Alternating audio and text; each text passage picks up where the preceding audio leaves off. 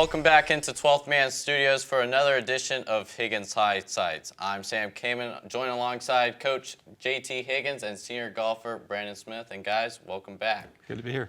Coach, you went back to the Maridoe Intercollegiate at Carrollton, Texas, and y'all finished second in the tournament and had two guys in the top 10. How do you assess this weekend's performance? It's a little bit of mixed blessings. Brandon and Walker played pretty solid golf. I don't think either one of them are real happy with their final round. And, as a team, we didn't do that great, to be honest. Second place is better than anywhere but first, but SMU handled us pretty easily. And I think we're pretty comparable teams. Both of us were in the final 8 last year. And I think if we played in a more neutral setting, we'd probably beat each other 50-50 who was going to win. But they owned us this weekend. So, we had some work to do, and it was a mentally challenging golf course, and as well as physically, but mentally it got the best of us, and they did a much better job of handling that. And part of it's that they play there a lot more than we do, and they know the course. But overall, it's a good learning experience for us. But other than that, we're ready to move on to the next one. Now you say the course is built to be one of the toughest golf courses. How did your team respond to the course mentally and physically? Yeah, so it's the kind of golf course. There's not a lot of places where you're like, oh, this is a birdie hole, or or if you made a couple bogeys, hey, I can get one back here. There's probably 2 holes, 2 of the par 5s that you really feel like you should make birdie on more often than not, at least half the time. And then the rest of the holes are, par is a great score, and you could honestly make bogey anywhere. All it takes is one mishap. So that wears on you.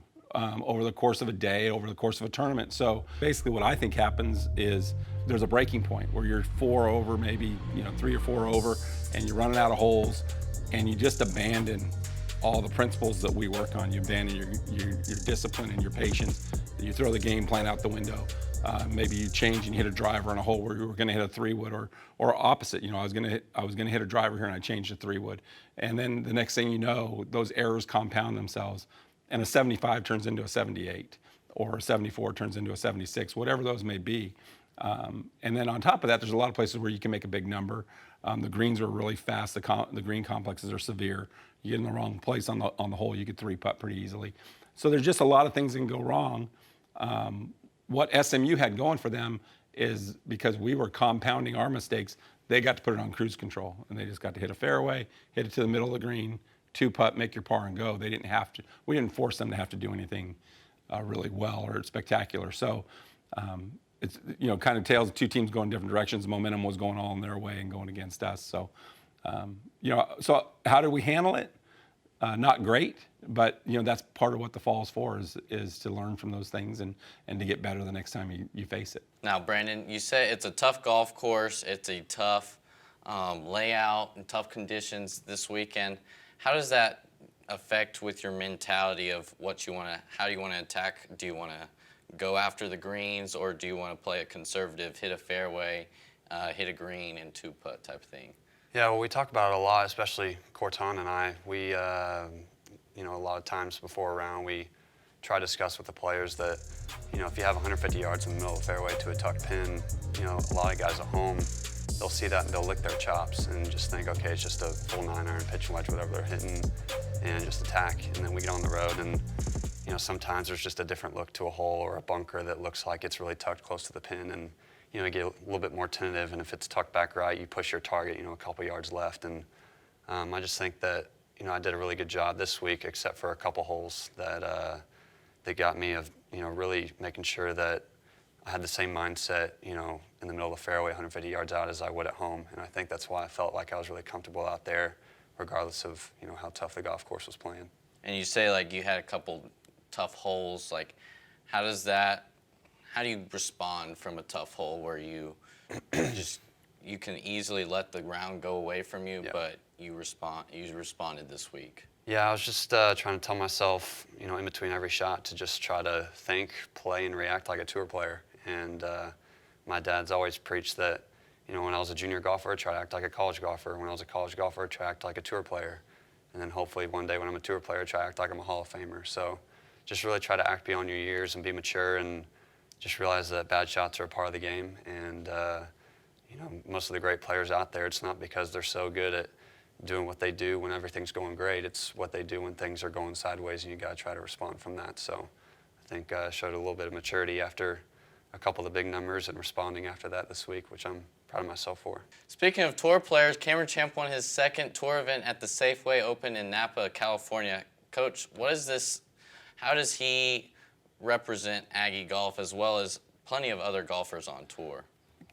Cam's done a great job. He's won 2 tournaments in less than 2 years out there.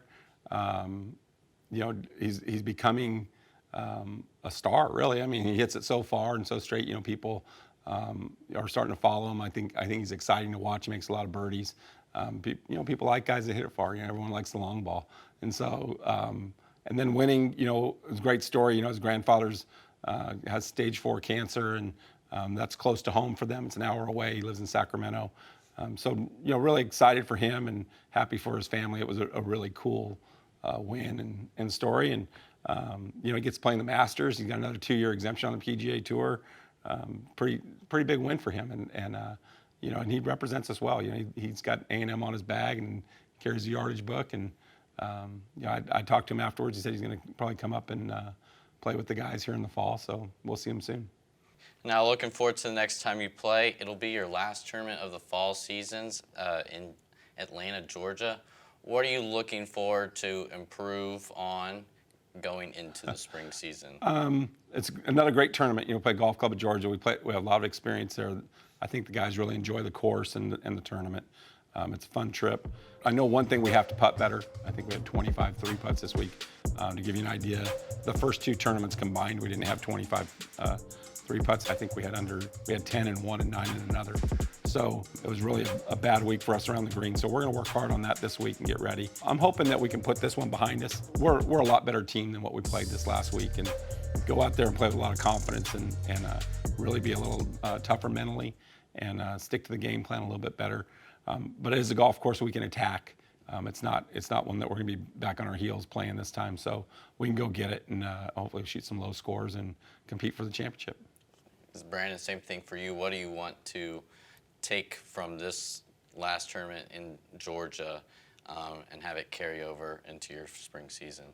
I think just keep working on similar things that I've been working on and just making sure that my energy level's high going into a tournament. I feel like I've been really diligent with my practice lately and making sure that I'm doing everything I can to be ready to go on game day. So just kind of touching on every aspect of the game, and once it comes to game time, just making sure that the focus is high on all 18 holes and making sure that putting the bad shots behind me and keep moving forward. Guys, thank you. The golf team will return to action October 18th as they head east to Atlanta, Georgia for their final tournament of the fall season.